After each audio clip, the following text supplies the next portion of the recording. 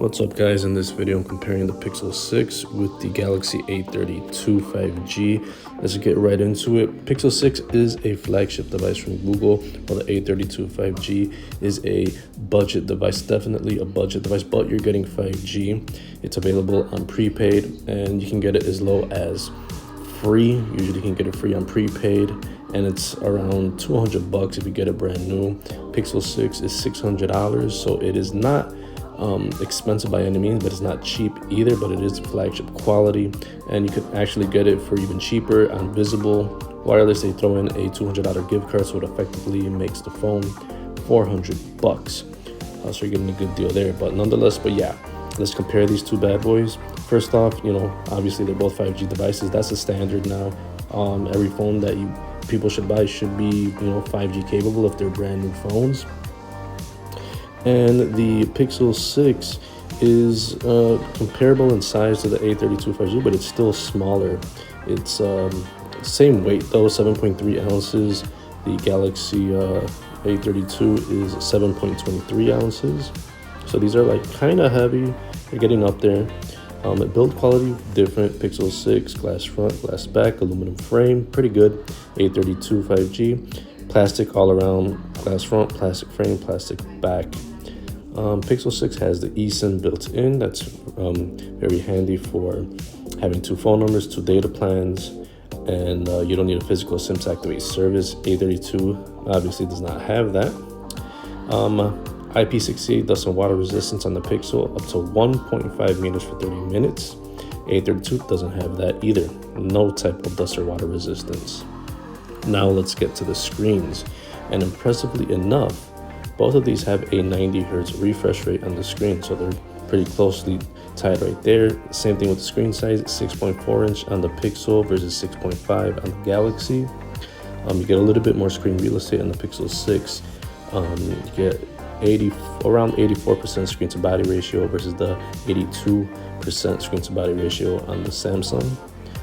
Better resolution on the Pixel 6, 1080p 411 ppi versus the 720 resolution at 270 ppi on the A32 5G, and the Pixel 6 has an always on display. So overall you're getting a better quality device on a better quality screen on the device on the Pixel 6.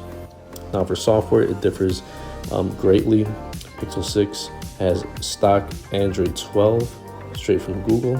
Galaxy A32 has Android 11 with Samsung UI on top. They feel very different, but a lot of people prefer stock Android. Some people prefer Samsung's version of Android.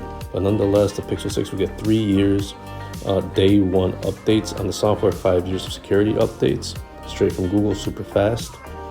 A32 5G is going to be very slow on getting several years of updates, so you'll be waiting.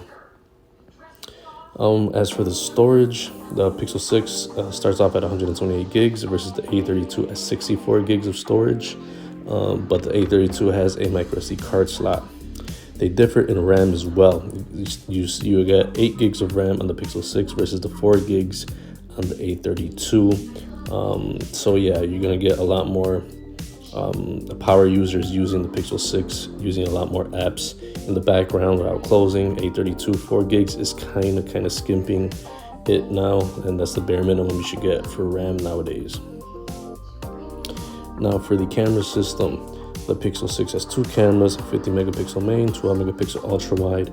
A32 5G interestingly has 4 cameras, 48 megapixel main, 8 megapixel ultra wide, 5 megapixel macro, 2 megapixel depth. But both of these cameras do shoot 4K, so they have that in common. But the overall better camera setup obviously is the Pixel 6. Pixels are great for pictures and video, and they're the best. The Pixel 6 has the best camera pretty much, going head to head with any Android phone out there. A32 5G is actually pretty good for the value. 4 cameras, you got an ultra wide 4K video. Pictures and videos will be pretty good, but they'll definitely suffer when it comes to low light capabilities overall. Now for the selfie cameras, almost similar. 8 megapixels on the Pixel, 13 megapixels on the A32, and both shoot at 1080p, so almost similar selfie camera results. No headphone jack on the Pixel 6, but you do with the A32. Bluetooth 5.2 on the Pixel 6, 5.0 on the Samsung. And that's for connecting all your wireless devices. There's no real difference. NFC on the Pixel 6, A32 gets NFC in certain markets. Both have USB Type-C for charging. Both have both have fingerprint readers, but the Pixel 6 has a under the display fingerprint reader, which I hear is kind of finicky and it's kind of slow. I actually prefer having the A32 5G's side-mounted fingerprint reader, more reliable, although it's old school, but it's very reliable still. Now for battery life, both of these are great phones battery-wise. Pixel 6 has 4,600 milliamps versus the 5,000 on the A32. So both of these are gonna last you all day. Very impressive on both phones. Both have fast charging, but the Pixel 6 has 30 watts, fast charging 50% in 30 minutes versus the 15 watt on the A32. So not that fast on the Samsung. Bonus on the Pixel 6 that it has fast wireless charging at 21 watts and reverse wireless charging. So after comparing the specs on these devices, going through the pricing and the hardware and pretty much everything in between, the Pixel 6 is obviously the overall better device from a spec standpoint, from a usability, performance, all that good stuff is going to be better on the Pixel 6, except the one thing that's holding it back is probably the in-display fingerprint reader, which is kind of slow, but everything else is top-notch. It's what a flagship's supposed to be. And another good thing about it is that it's $600 fully unlocked.